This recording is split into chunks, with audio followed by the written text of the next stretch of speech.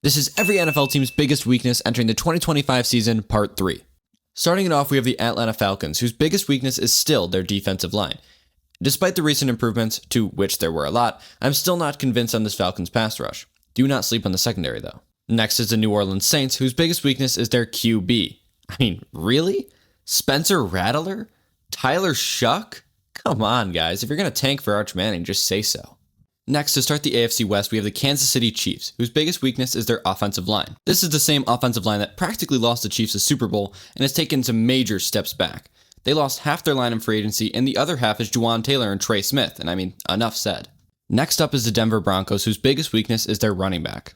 I love most of the weapons that Bo Nix has at his disposal, but the running game is just not one of them. Dobbins could definitely surprise me, but I think the running game hinders this otherwise explosive offense. Next is the Raiders, whose biggest weakness is their wide receiver room. Jacoby Myers wants out, and I see why. This receiver room is young, inexperienced, and not one bit scary for a defensive coordinator. Next is the Chargers, and their biggest weakness is their DBs. Look, I'd love to say wide receiver, but I just can't. This DB room is very weak besides for Derwin James.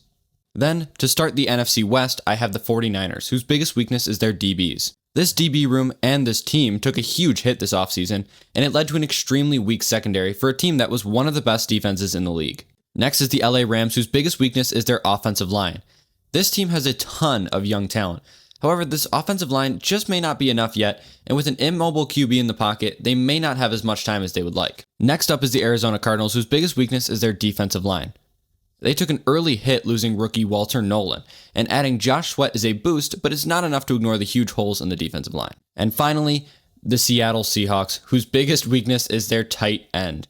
The tight end is more valuable than you think, and losing your starting tight end and not replacing them could really hurt your QB that is new and learning the system. But I'm just saying. Thanks for watching, and let us know what you think in the comments below.